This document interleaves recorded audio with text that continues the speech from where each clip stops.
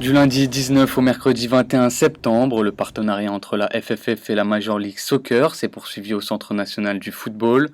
Après un premier cycle concluant effectué sur 2 ans, la formation MLS est de nouveau associée au savoir-faire français, comme nous l'explique Frédéric Plica. Le but de ce rassemblement est de clôturer un cycle d'un an de formation des directeurs d'académie ou des entraîneurs élites de nos académies, ce qui se rapproche un peu du BEFF, du formateur français. On est très content et satisfait de ce que la FFF met à notre disposition, à la fois dans les installations, mais aussi dans les formateurs et dans le transfert un peu des connaissances. On a besoin de mettre à niveau un peu tous nos coachs dans plusieurs domaines, et notamment dans leur connaissance du haut niveau et dans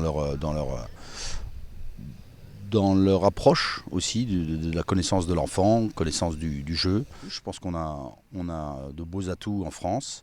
C'est une reconnaissance et c'est aussi une reconnaissance, je pense, dans l'évolution, parce que la formation française évolue et a beaucoup évolué ces dernières années.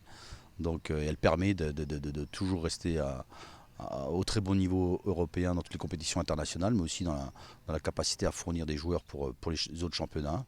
À la veille de la remise des diplômes, une opposition entre les jeunes de l'INF Clairefontaine et ceux de Toronto a eu lieu au CNF. Coachés par Laurent Guyot, les jeunes Canadiens se sont inclinés 2 buts à 0, mais l'essentiel était ailleurs.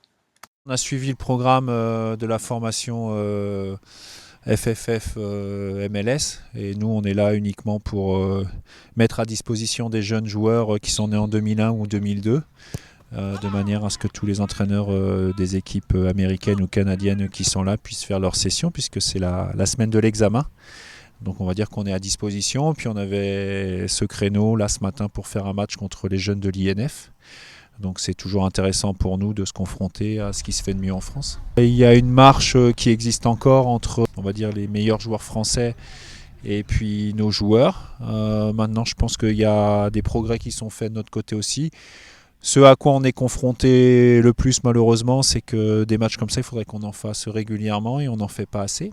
Mais voilà, je pense qu'il y a des progrès qui sont en train de s'effectuer, qui vont perdurer. Et en tout cas, c'est un travail très intéressant qui se passe là-bas.